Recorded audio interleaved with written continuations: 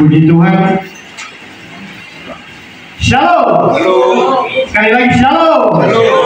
Puji Tuhan. Saya berterima kasih kepada Tuhan karena kebaikan Tuhan, anugerah Tuhan, sehingga Dia masih mempercayakan saya untuk melayani Dia sebagai sumber kehidupan dalam kehidupan saya. Puji Tuhan.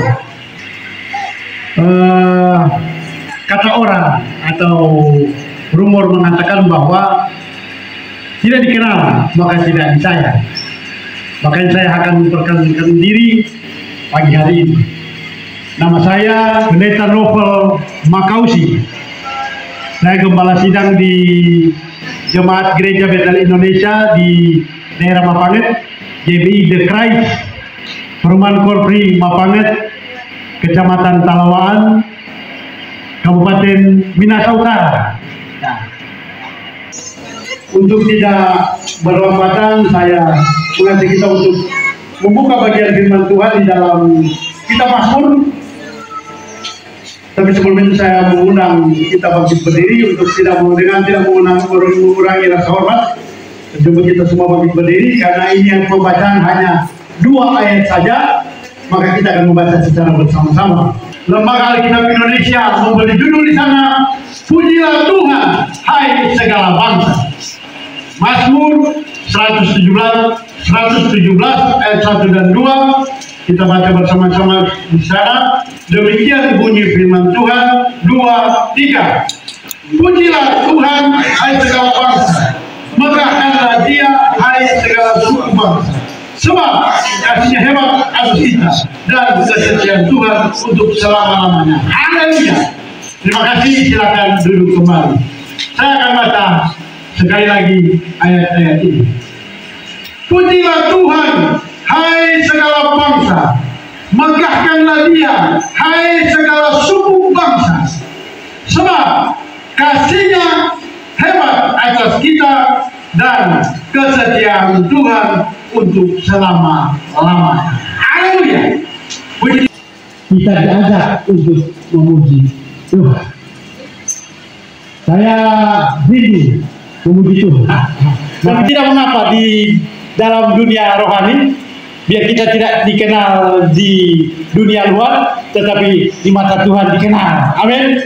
Makanya walaupun suara kita pas-pasan, kita selalu rindu untuk menyanyi, menjadi YouTuber rohani. Kenapa? Karena kita mau menyenangkan Tuhan, mau menjadi berkat lewat pujian, terutama ditujukan kepada Tuhan. Amin.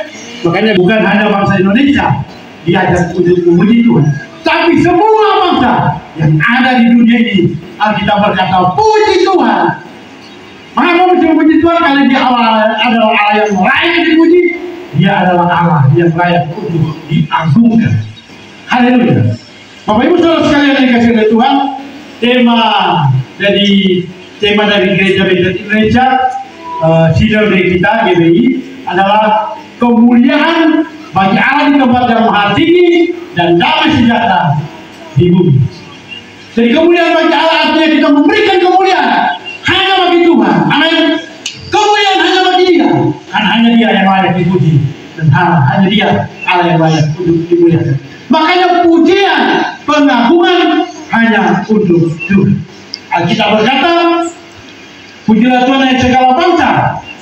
Lalu ayat yang kedua berkata, masih ayat yang pertama bagian B, megahkanlah Dia, megahkan Dia, agungkan Dia, tinggikan Dia, muliakan Dia, hai segala suku bangsa. Ya kan? Bukan cuma suku Minahasa, bukan hanya suku Sangen. Saya dari Nusa Utara, lalu rekan saya dari Kota Mubahu, secampuran Kota Mubahu, Minahasa, Sangen. Jadi 3. Tapi sekarang saya dari Nusa Utara, marga saya Makausi. Kalau rekan gembala kita asal itu dari Minahasa, tapi kita satu di dalam Tuhan. Amin. Karena kita berkata segala suku bangsa, mau dia suku Laut, mau dia suku Jawa, ya tak? Suku dari Makassar atau suku dari darat, semua tidak terkecuali. Kita berkata, hai bagi segala suku bangsa harus memuji Tuhan. Amin. Harus memuji Tuhan. Ini bukan cuma sekedar di bawah, tapi ini berita. Karena Alkitab bilang, pujilah Tuhan hai segala bangsa, pujilah Tuhan hai segala suku bangsa. Pertanyaannya, mengapa kita harus memuji Tuhan? Alasannya di dalam ayat yang kedua dikatakan begini. Sebab kasihnya, kasih siapa? Kasih Tuhan, kasih Yesus, kasih Allah kita. Sebab kasihnya hebat, hebat, luar biasa, dahsyat. Ya. Kasih Tuhan itu hebat, dahsyat, ajaib, luar biasa bagi kita. Sebab kasihnya hebat atas kita. Dan yang kedua dikatakan kesetiaan Tuhan kekal untuk selama-lamanya. Kesetiaan Tuhan bukan hanya untuk hari ini, bukan hanya untuk minggu depan, bukan hanya untuk bulan depan, bukan hanya untuk tahun depan, tetapi kasih dan kesetiaan Tuhan kekal untuk selama-lamanya. Itu kebaikan Tuhan, banyak kesetiaan Tuhan dalam diri kita. Seorang yang mudah pada itu. Amin. Dan Tuhan bisa berkatakan, ya Tuhan hanya bisa katakan bahwa itu sesuai dengan itu. Amin. Dan Tuhan hanya bisa katakan bahwa Allah itu sangat baik bagi kita. Makanya Tuhan harus mengagungkan Tuhan. Makanya Tuhan harus meninggikan dia. Kenapa? Karena memang dia Allah yang ditinggikan. Karena memang dia Allah yang dijauhkan. Sebab kasihnya hebat atas kita. Dan kesediaan Tuhan itu kekal untuk selama-lamanya. Kasih seperti apa? Sehingga kita berkata bahwa kasihnya hebat, luar biasa dari pelanggaran dan dosa kita. Amin. Dia adalah mati bagi kita. Kita kan adalah orang-orang yang harusnya menuju kepada kebinasaan. Kita kan orang-orang yang berdosa. Kita kan orang-orang yang banyak melakukan pelanggaran. Tetapi Tuhan yang penuh dengan kasihnya itu, dia mau mengorbankan nyawanya bagi kita. Harusnya kita menerima penghukuman. Ketika manusia yang pertama Adam melakukan pelanggaran, ketika mereka melanggar firman Tuhan dengan memilih jalan untuk meninggalkan ketaatan mereka. Mereka memilih jalan sendiri untuk melanggar ketetapan Tuhan, di mana Tuhan berkata bahwa mereka tidak boleh makan buah pengetahuan dan baik dan jahat, tapi dilanggar oleh Adam, oleh manusia pertama. Mereka makan itu, sehingga mereka harus diusir dari Taman Eden. Terpisahlah hubungan manusia dengan Allah. Manusia harus menerima penghukuman, karena di saat itu semua manusia telah berdosa. Makanya dalam Roma 3:23 berkata, semua manusia telah berdosa dan telah kehilangan kemuliaan Allah. Amin. Orang semua berdosa ketika ada melakukan pelanggaran, sehingga Tuhan harus menanggung konsekuensinya. Tuhan harus masuk kepada penghukuman. Tetapi Tuhan yang penuh dengan kasih itu, Allah yang penuh dengan kasih itu, dia rela mengorbankan nyawanya. Untuk apa? Untuk mengembalikan hubungan antara Allah dan manusia. Orang semua dikembalikan hubungannya. Orang ditebus pelanggaran kita dalam pengorbanan Kristus di atas kayu salib, sehingga dia rela menyerahkan nyawanya supaya Tuhan menerima keselamatan yang kekal, Tuhan menerima bagian yang kekal bersama-sama dengan Tuhan, yaitu kita masuk surga yang mulia, yang dimana Tuhan memang menyediakan tempat itu bagi kita yang percaya kepadanya. Amin. Ya. Sehingga ketika dia berkorban bagi kita, kita mengingat akan setiap pengorbanannya dalam hidup kita. Tuhan kan tidak mau orang semua binasa, tapi manusia sendiri yang memilih untuk binasa, yaitu Adam melakukan hal yang dilanggar oleh Tuhan. Tuhan yang suruh kepada dia, yaitu waktu Adam pilih untuk makan buah ini, Tuhan yang bilang pada Adam, jangan makan, Adam jangan makan. Jangan. Kenapa? Karena Allah kita adalah Allah yang menghargai kita. Tuhan Tuhan ini Tuhan yang sangat menghargai. Tuhan Tuhan ini adalah Tuhan yang sopan. Dia tahu apa yang harus dia lakukan.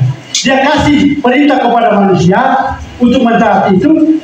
Tuhan yang akan Tuhan tidak akan campur urusan itu. Yaitu Tuhan melakukan, Tuhan punya kehendak.